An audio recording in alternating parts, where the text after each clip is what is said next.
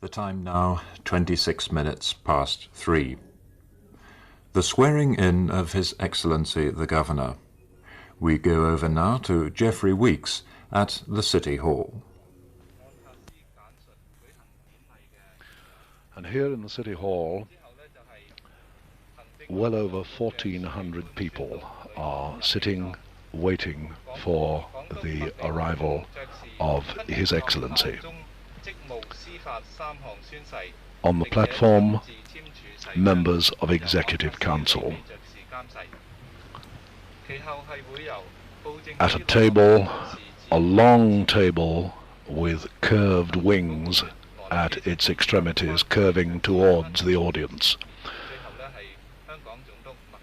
On the wooden paneling behind the table, at the back of the concert hall platform, the coat of arms of Hong Kong, spotlighted. And at this moment, moving slowly down the left-hand aisle and now up onto the platform, Lady MacLehose, escorted by the police ADC, Mr. Nicholson, in full dress. As Lady MacLehose makes her way up onto the platform, members of Executive Council rise, and so do all guests in the concert hall. Lady MacLehose takes her seat immediately behind the long table, and she will be slightly to His Excellency's left when he takes his seat. The left-hand promenade above the audience is now crammed with cameramen and photographers. The right-hand promenade is occupied by the band of the 14th, 20th King's Own Hussars.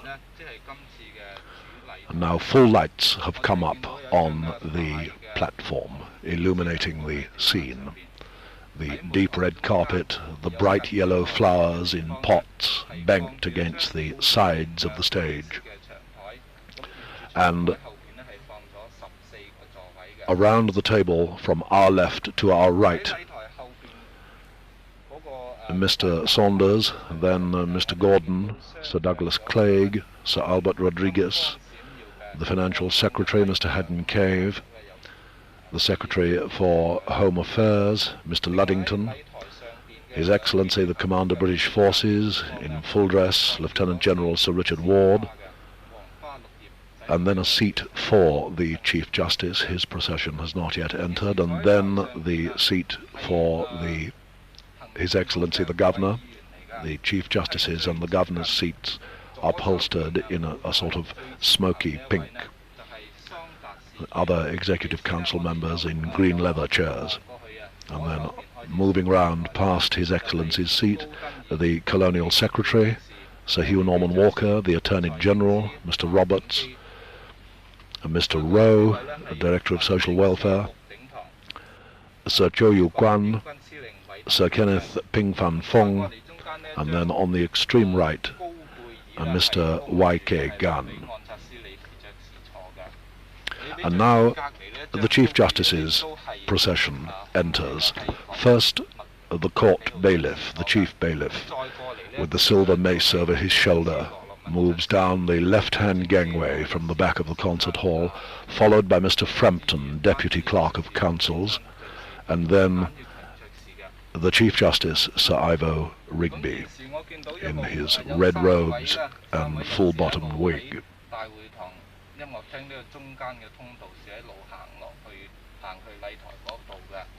When the ceremony begins, the Chief Justice will briefly explain the purpose of this meeting. And as the Chief Justice moves up onto the platform,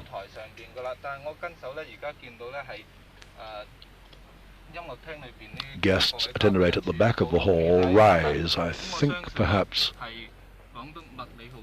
they've had a signal which we haven't heard, that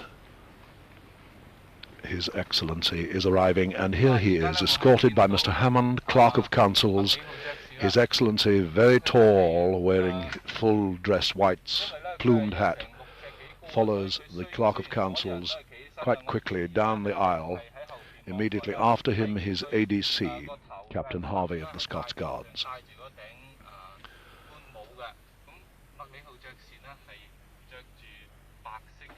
The Chief Bailiff makes his way off the stage to take his seat in the body of the hall. His Excellency climbs the steps on the left, removes his plumed hat as he reaches the platform. Members of Executive Council rise. His Excellency will take his place, and now the national anthem.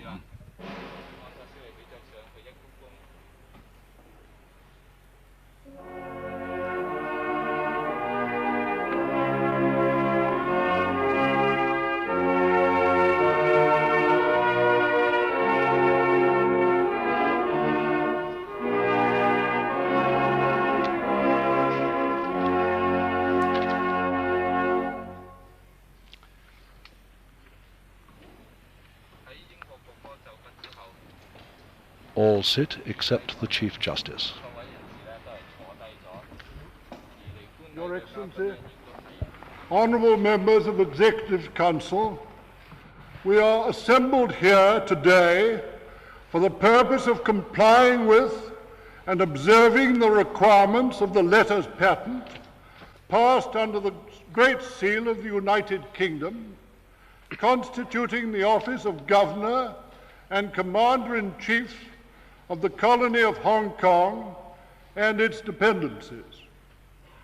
Article 3 of the said letters patent requires that before the Governor enters upon any of the duties of his office, the commission appointing him to be Governor shall be read and published in the presence of the Chief Justice and members of the Executive Council of the colony. I will now ask the Clerk of Councils to read the commission appointing Sir Crawford Murray MacLehose, Knight Commander of the Most Distinguished Order of St. Michael and St. George, Member of the Most Excellent Order of the British Empire, to be Governor and Commander-in-Chief of the colony of Hong Kong and its dependencies. 我哋今日共聚一堂，係遵行國有聯合王國國璽與任狀，制定香港殖民地其屬土總督同埋三軍總司令職位所需要履行嘅事宜。依據御任狀第3款，喺新總督執行職位嘅任何職務之前，新總督嘅委任令需要喺當地正按察司同埋行政局議員前面展示宣讀。現在請兩局書記官係宣讀委任令，任命麥理浩爵士為香港暨屬土嘅總督。And now Mr. Hammond, Clerk of Councils. Commission passed under the Royal Sign Manual and Signet, appointing Sir Crawford Murray MacLehose, Knight Commander of our Most Distinguished Order of St. Michael and St. George, Member of our Most Excellent Order of the British Empire, to be Governor and Commander-in-Chief of the colony of Hong Kong and its dependencies. Dated 12th of October 1971, Elizabeth Regina. Elizabeth II, by the grace of God, of the United Kingdom of Great Britain and Northern Ireland, and of our other realms and territories, Queen, Head of the Commonwealth, Defender of the Faith. To our trusty and well-beloved Sir Crawford Murray MacLehose, Knight Commander of our Most Distinguished Order of St. Michael and St. George, Member of our Most Excellent Order of the British Empire, greeting.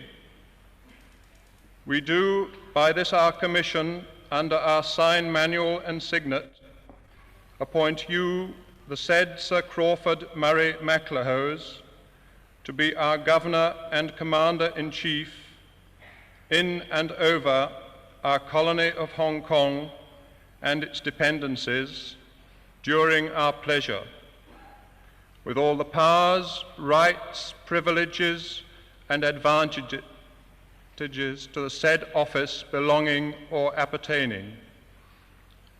And we do direct that your appointment shall take effect upon the day of your arrival in our said colony.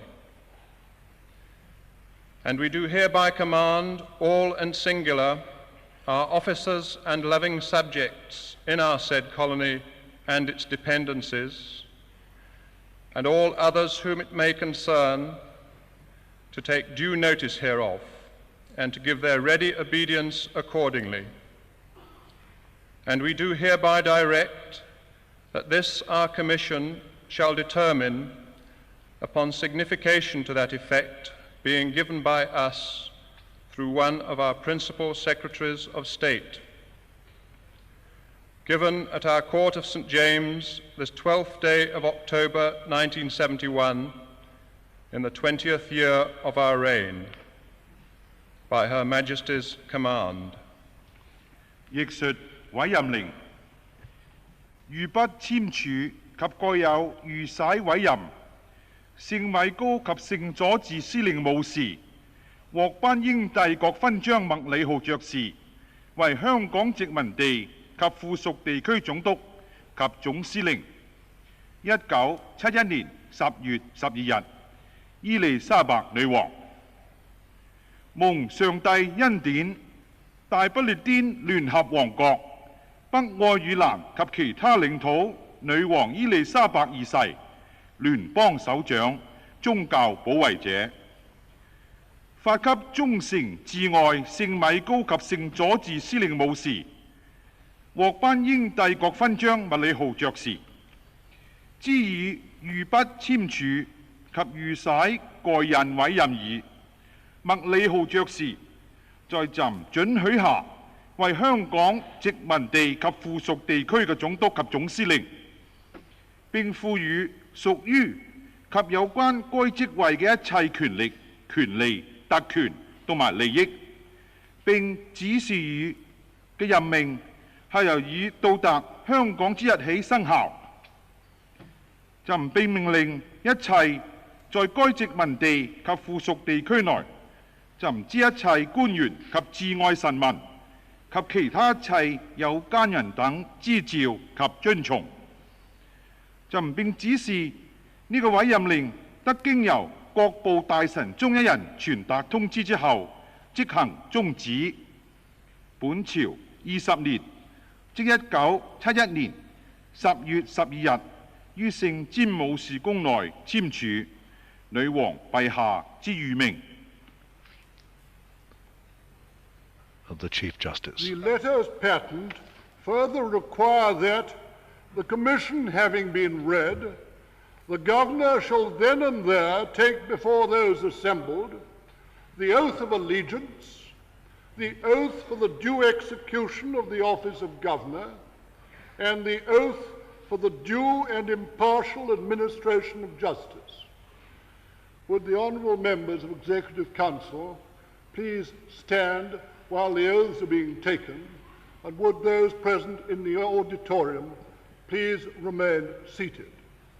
御任狀同時規定，宣讀委任令之後，總督須立刻就地喺聚集人士之前宣誓效忠，宣誓執行總督職位，以及宣誓對司法作適當及公正之執行。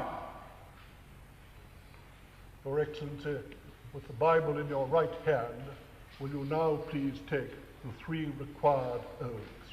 督憲閣下，請以右手持聖經，作上述3項嘅宣誓。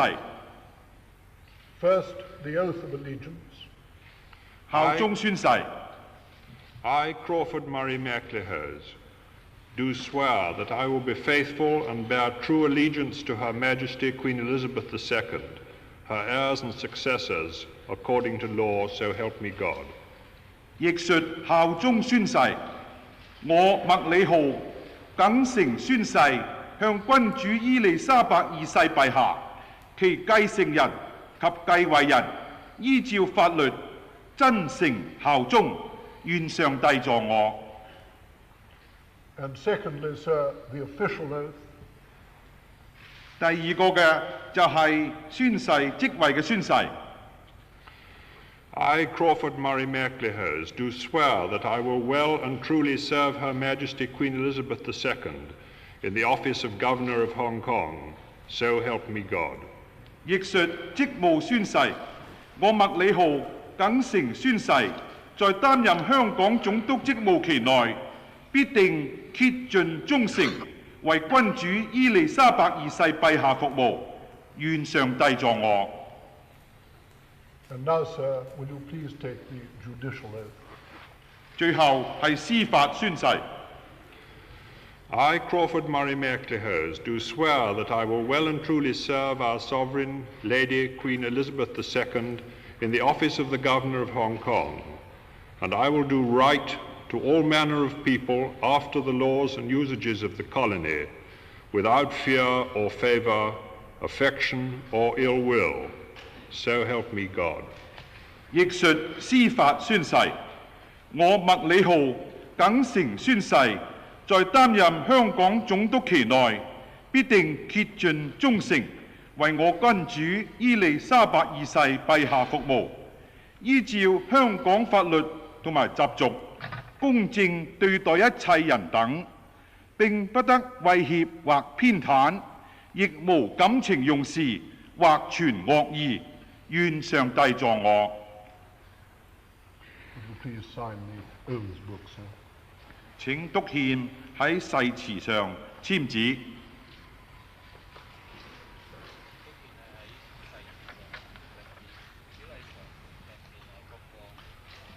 His Excellency signs the oaths in the presence of the Chief Justice, of course, as required. The members of Executive Council standing. All in morning dress with the exception of the Chief Justice and the Commander British Forces.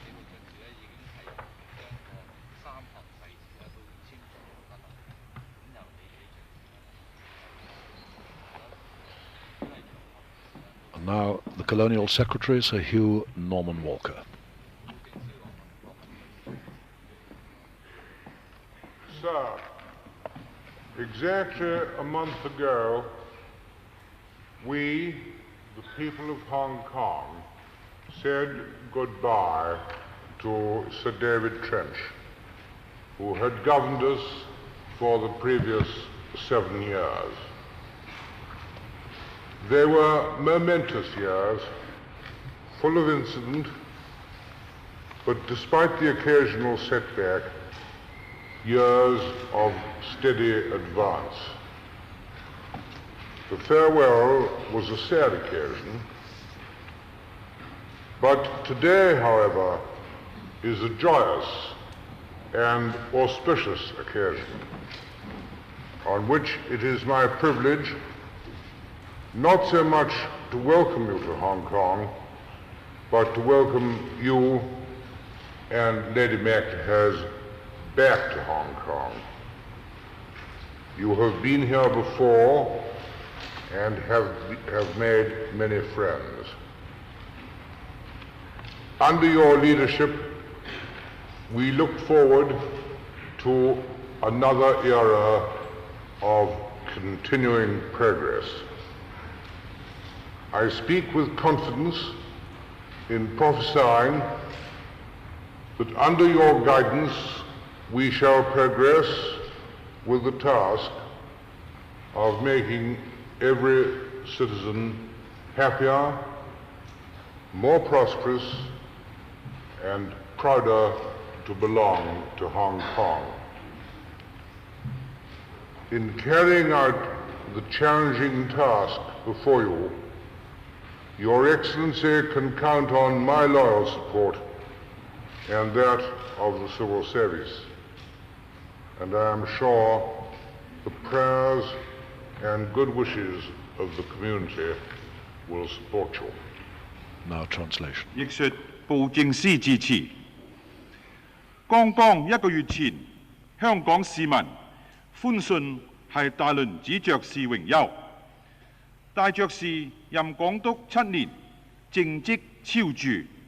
喺呢個期間，雖然係有啲挫折，但係社會喺各方面都有穩固嘅進展，故此當日惜別自然係難免戚戚於懷。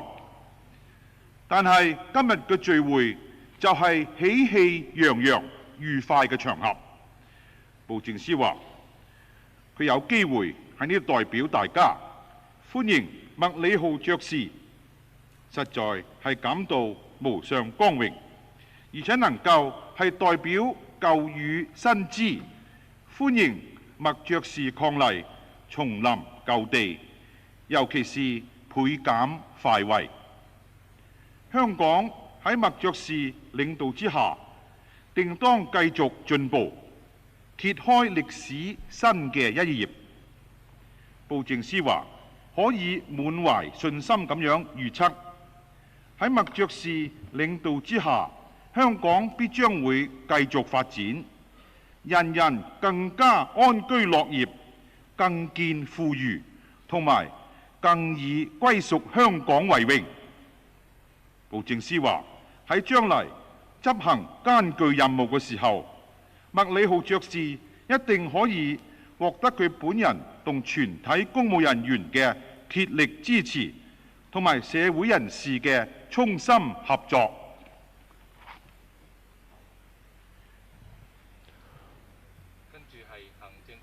And now, Sir Albert Rodriguez, Senior Unofficial Member of Executive Council. It is my privilege today, on behalf of all the people of Hong Kong and of my colleagues on the councils, to welcome Your Excellency as the new Governor of Hong Kong. You come to us not as a stranger, but as a friend and one well acquainted with the particular problems, internal as well as external, which arise from Hong Kong's unique background and position. We were heartened to hear from the best authority, your distinguished predecessor, Sir David Trench, that you were chosen because you were the best man for the job. You served here as political advisor from 1959 to 1962. Lady MacLehose taught in a well-known school here, and your two daughters were partly educated here. Hence, Your Excellency, it is true to say that you and your family are already citizens of Hong Kong. This and the great wealth of knowledge which you have of the Far East and of China make it appropriate in every way that you should return to lead us forward in the years ahead. Hong Kong is a community which, lacking raw materials, has nevertheless brought about an economic miracle in the development of its own trade and industry, and now has a large export trade upon which the livelihood of its people depends. This has been made possible only by prodigious efforts, both in trade promotion and international diplomacy. It would appear from the rapidly changing situation in world economy and trade relationships that this diplomacy will be severely tested, and it will become more and more important for the governor to act as a spokesman for Hong Kong in the forums of the world, speaking with a strong voice in representing the colonists' interests. I feel sure, sir, that you will not hesitate to play this part. You have said that Scotsmen and Hong Kong people have two things in common. They are both rugged individualists, and they are both extremely good businessmen. We are, therefore, particularly fortunate in having as our own governor one who can bring us a double share of both these admirable qualities. We have every confidence in your ability to give us the leadership, wisdom, and guidance which is needed in your high office. And on our part, the members of the councils and all your unofficial advisors will give you their fullest cooperation. And on their behalf and my own, I pledge our continuing devotion to the interests of the colony. Finally, I would like to wish you and your family a long and happy tour of duty in Hong Kong. Sir Albert Rodriguez. 譯述羅里基爵士歡迎詞。今日麥理浩爵士就任港督伊始，鄙人因逢盛會，代表全港居民同埋兩國同仁，謹向港督敬表歡迎。麥理浩爵士對於香港並不陌生，而且係老友嚟添。凡係關於香港獨特環境以及形勢所引起嘅特殊問題，不論啲事情係屬於對內或者對外嘅，都係佢所熟悉嘅。我哋並且從才識超著嘅前任港督戴麟趾爵士得知道，麥理浩爵士當呢個重任係最佳嘅人選，更加使到我哋係感到欣慰。麥理浩爵士曾經喺1959年至1962年擔任香港政府嘅政治顧問。麥爵士夫人當時喺本港一間著名嘅學校任教，知道佢兩位千金亦都曾經喺香港讀書，故此新任港督一家人可以講得係香港嘅市民，並非過譽嘅。麥理浩爵士同香港既然有咁樣嘅恩緣，而對於遠東同埋中國嘅一切都好熟悉，咁樣佢重回到香港，喺未來嘅歲月中領導我哋係理所當然嘅。香港呢個地方雖然係資源缺乏，但係對於工商業嘅發展，竟然能夠喺經濟上創下奇蹟，對外貿易數量可觀，使到香港嘅市民生計端賴於此。倘非係有促進貿易同埋國際外交深謀遠慮，努力不懈，係冇辦法達到呢個地步。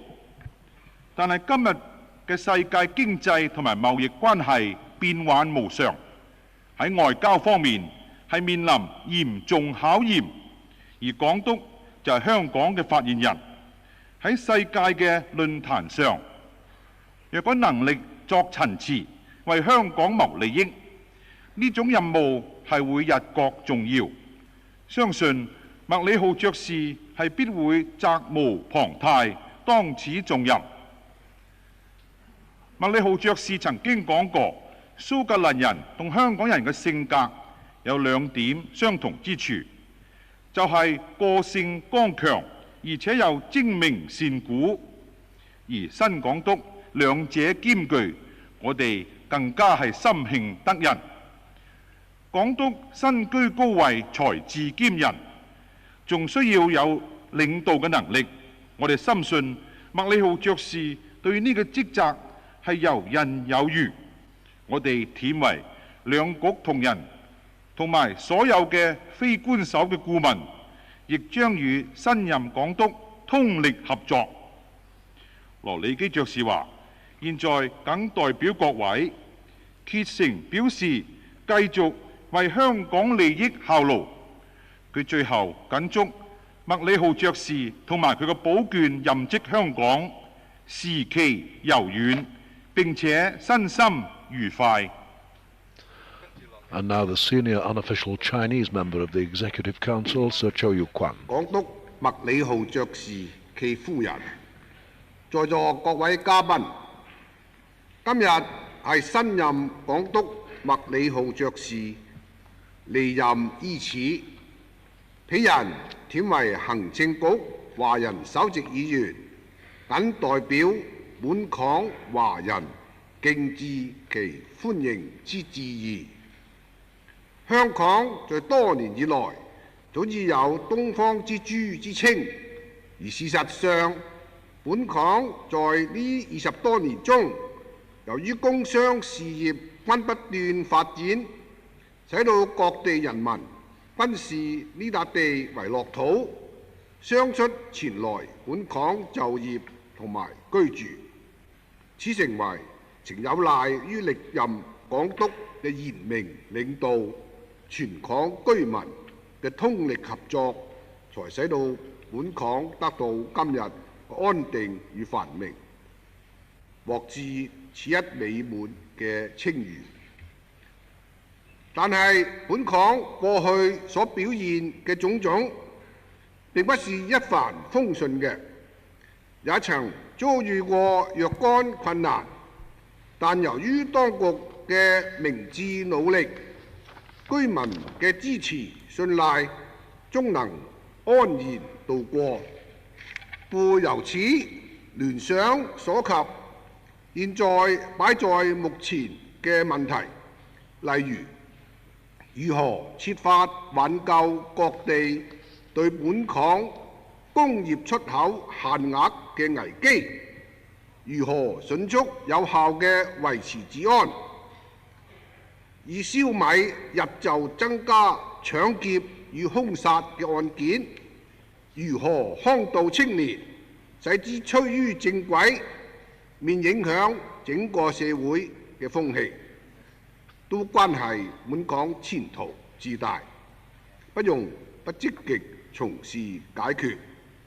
此外，如交通、教育、住屋、社會救濟、防止貪污同埋消除黑暗勢力嘅問題，雖難一一適乎理想，但也希望政府當局能分別先後緩急加以注意推進，使到本港能名副其實的確保呢一個美滿嘅稱號。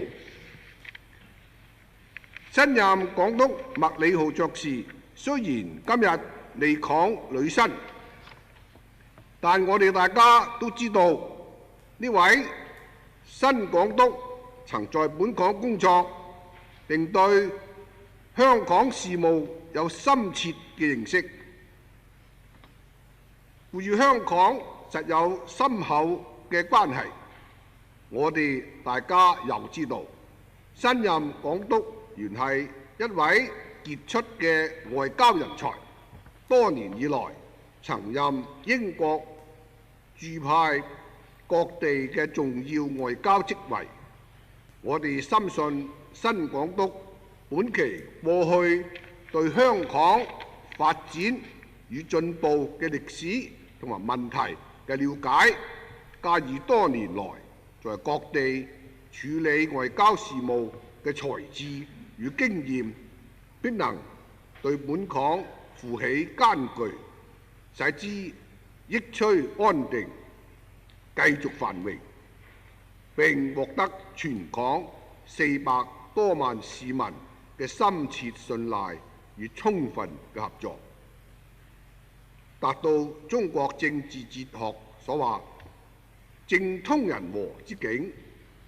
鄙人謹以此為新任港督今日就職奉賀，並為本港市民表達其得人之慶。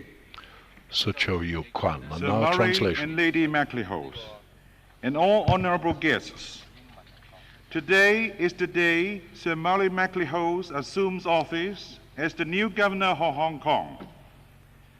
As the Chinese senior member of the Executive Council, and on behalf of the local Chinese community, I respectfully extend to His Excellency a very warm welcome.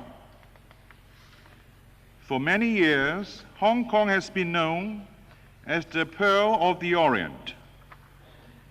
In the past 20 years or so, because of the uninterrupted expansion of our commerce and industry, people everywhere have regarded this place as a paradise. And they have come one after another to work and live here. It is indeed due both to the sagacious leadership of previous governors and to the cooperative effort of the people that Hong Kong has achieved today's stability and prosperity and has well earned her fine name. Despite the strength which Hong Kong has displayed in various ways in the past, our course has not always been smooth sailing. We have encountered difficulties, but we have come through them unscathed due to the wisdom and effort of the authorities and the confidence and support of the people. And this reminds us of the problems confronting us at present.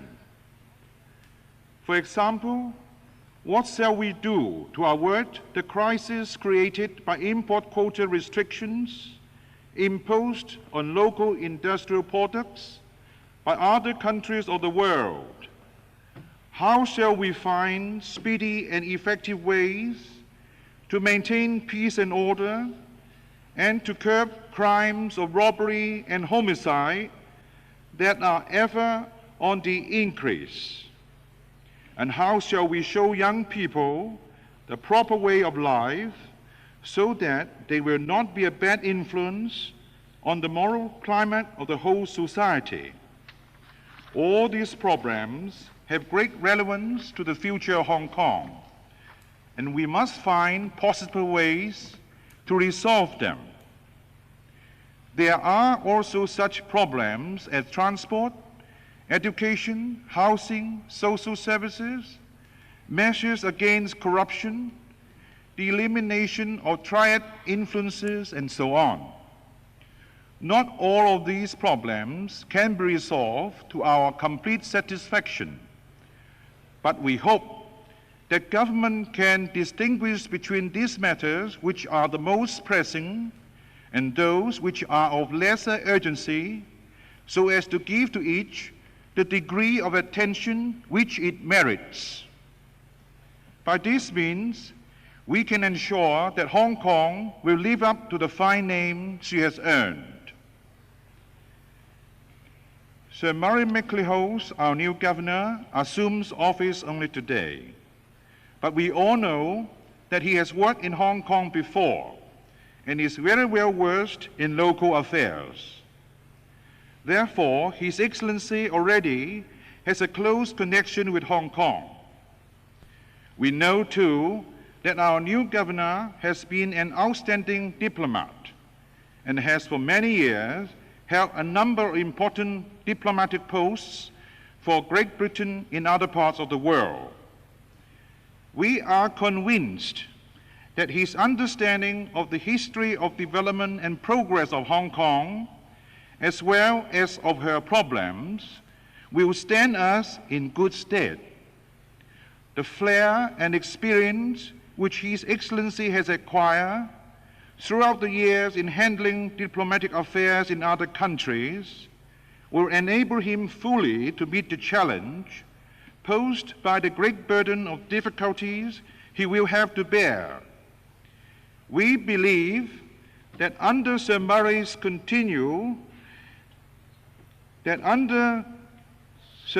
leadership, Hong Kong will have greater security than ever, and we will continue to prosper, and that His Excellency will win the full confidence and cooperation of all our citizens, numbering more than 4 million.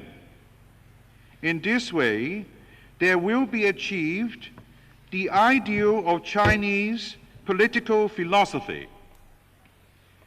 The administration runs smoothly and the people are in harmony. May I now offer this thought as a tribute to our new governor who assumes office today. And may I, speaking on behalf of the people of Hong Kong, express our rejoicing at our good fortune in getting the right man as our new governor. That was Sir Chow Yu Kwan's speech translated. And now, His Excellency the Governor, Sir Murray MacLehose. I am most grateful for the generous remarks of Sir Hugh, Sir Albert and so you. Your remarks and the reception we have received since we landed have deeply touched my wife and myself. Indeed, it is wonderful to be back in Hong Kong again after all these years. I'm proud to have been appointed to the governorship of this colony. It has been impressed on me in my travels how well known and respected Hong Kong is throughout the world for its success and for the happy example which it presents of multiracial cooperation. I realize the weight of responsibility for its well-being that now devolves on me. I'm profoundly conscious of how well my friend and predecessor, Sir David Trench, bore his responsibility. And on taking up this office, I would like to pay my tribute to the determination with which he upheld the interests of this colony for so many years. Though I have visited Hong Kong at fairly regular intervals, I have not lived here since 1962. I have no illusions that the Hong Kong to which I now return is the same as that I used to know. The statisticians have explained, for example, that since then economic activity has trebled, consumption of electricity has trebled, bank balances, bank deposits have quadrupled. And as I crossed the harbour, I could see for myself that factories and great buildings have multiplied. It has always been a colony which has earned admiration for the success, courage, and ingenuity with which it has faced and overcome great problems. But now it has taken its place as one of the great cities of the world, a manufacturing and trading centre of very considerable international significance, a growth area which is without parallel, a port and communications and tourist centre of importance. One could continue the list indefinitely. My first task will be to do all I can to ensure that this growth and expansion continue. Economic prosperity provides the only foundation on which all our hopes for the future can be built. Recently, there have been worrying signs that protectionism, especially in our main market, has re-emerged in the world and threatens our prosperity and that of many others. It's my fervent hope that this phase will prove temporary and that the world will return to comparatively liberal trading policies. It is such conditions which have fostered the extraordinarily rapid growth of economic activity in the world in the last 25 years. It is in the highest interest of Hong Kong, indeed it is in the highest interest of the world, that they should be maintained. As Hong Kong has become more prosperous, it has been possible to look beyond the bare necessities of existence and devote more resources to improving conditions of life. Great strides have been made. I look forward to hearing more about these developments and about the policies behind them, particularly those concerning housing, medical services, social welfare, education, including, of course, technical education. And I look forward to hearing how they and other policies to be developed can show increased benefits to the people of the colony in the next few years. Our object is prosperity with social progress. I am very conscious of the fact that this can only be based on the confidence generated by sound administration, political stability, and above all, law and order. I've heard of concern about recent trends in the observance of law and order, and here again I look forward to hearing what policies are planned to bring about an improvement. But I fully realize that in Hong Kong, this problem is as complex as it is in most other great cities, and that solutions are not easy. Certainly, in finding them, the active cooperation of all responsible people is required. I arrive at a period of rapid change in the world, and in particular in the Pacific area. Hong Kong can only benefit from the new situation. Its main characteristic is a recognition of the facts of international life, and this should encourage calmer and more productive relations in the area. I am confident that Hong Kong will continue to flourish and grow in this new climate. To find new outlets and new profit for the skill and ingenuity of the people, and to improve the conditions of their life. One day, let them more nearly match the beauty of the sea and the mountains that surround us.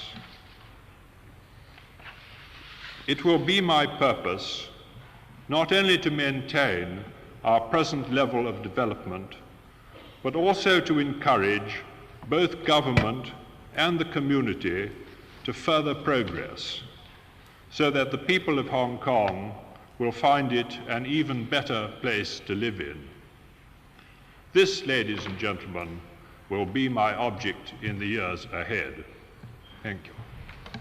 Sir MacLehose making his maiden speech in Hong Kong as governor. And now Eddie R. Young of Radio Hong Kong translates.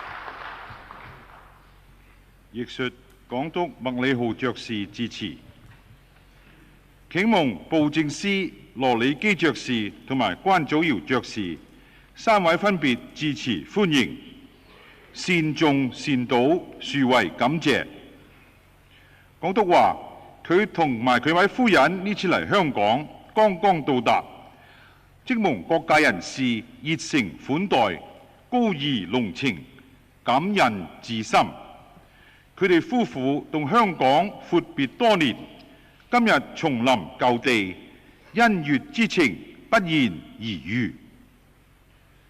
香港一地發展係一日千里，可以為燦然有成。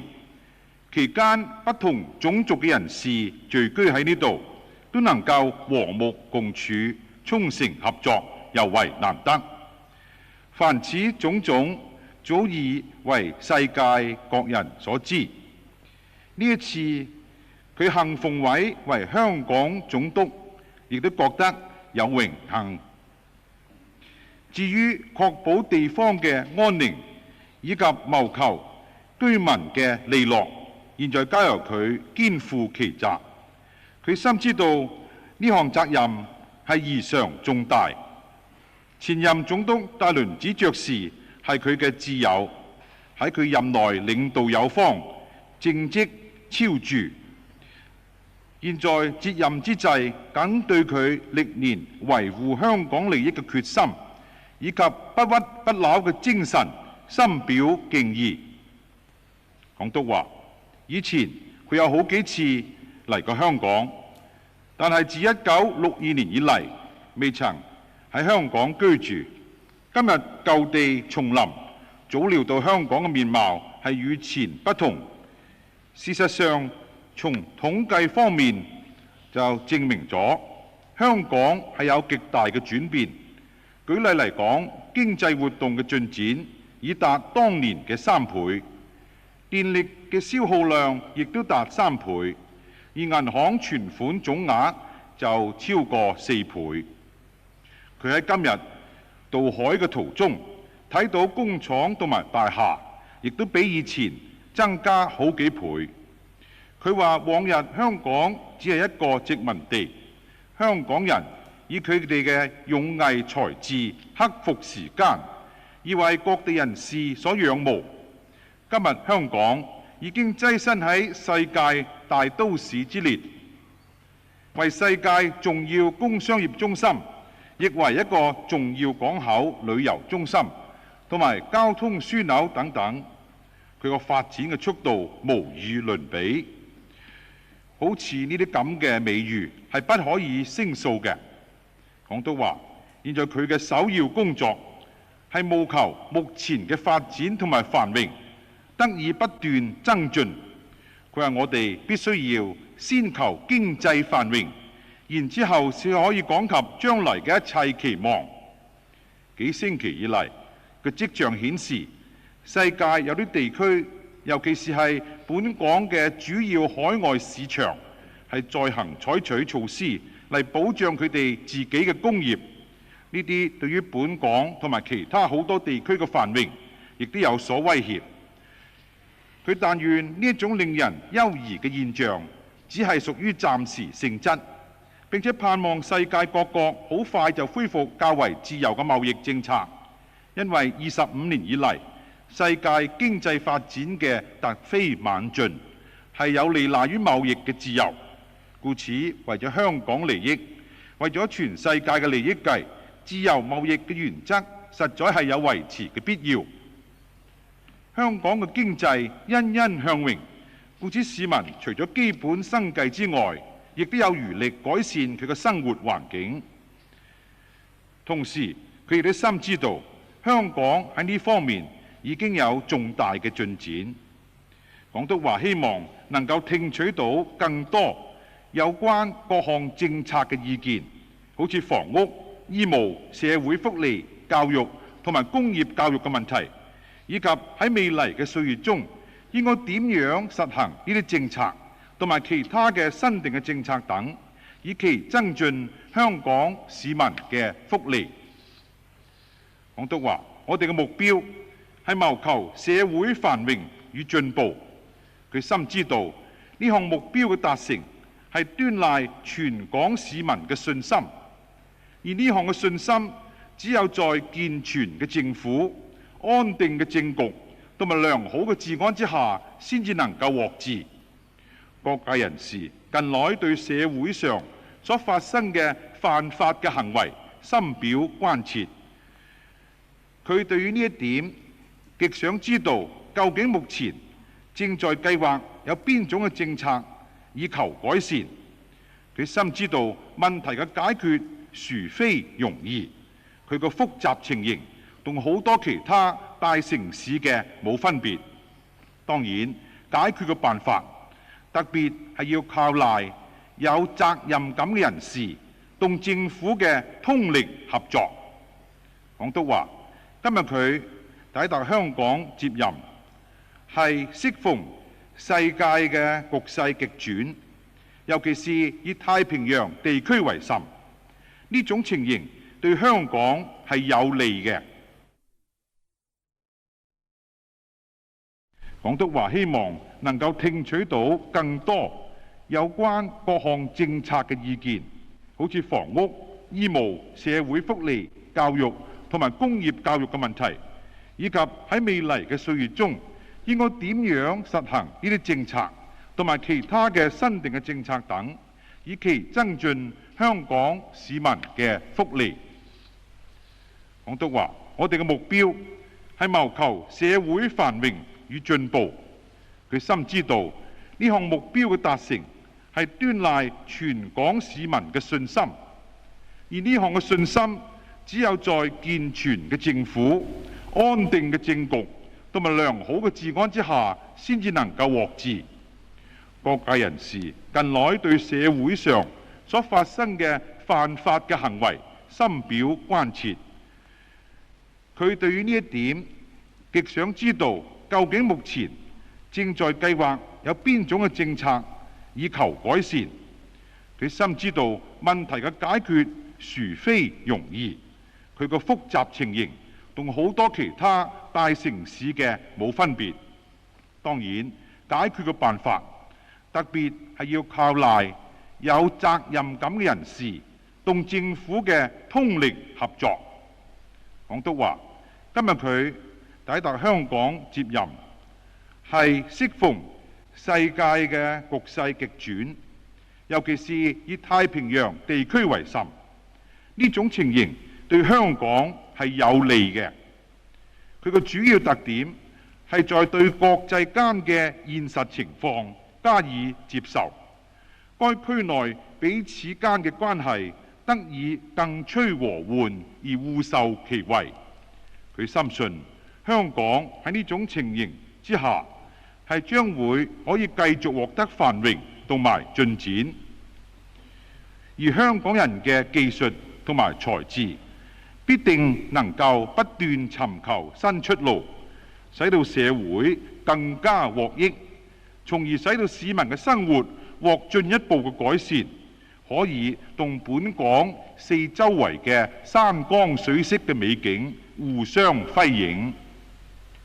港督話：佢個目標非只係求保持目前嘅發展進度，並且要致力於插勵政府同社會全體係百尺竿頭更進一步，使到大眾都覺得香港係一個生活更美好嘅地方。在未來嘅歲月中，佢一定係會向住呢個目標努力邁進。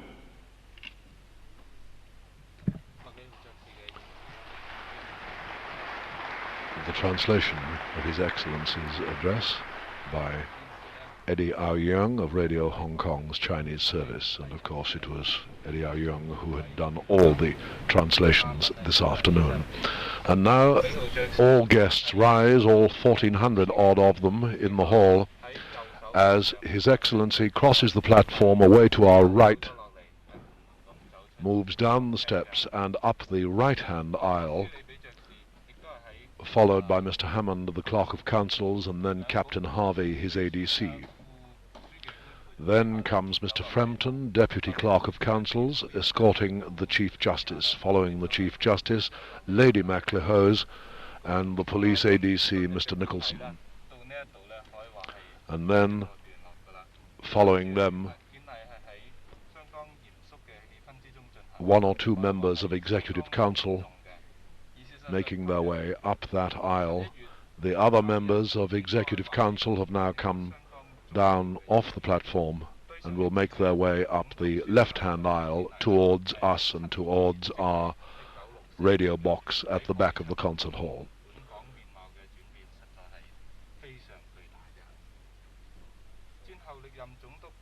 And the Commander of British Forces reaches the top of the steps and turns to the exit just to our right through our window here. The Colonial Secretary following, and the other members of Executive Council in mourning dress and wearing their medals and decorations.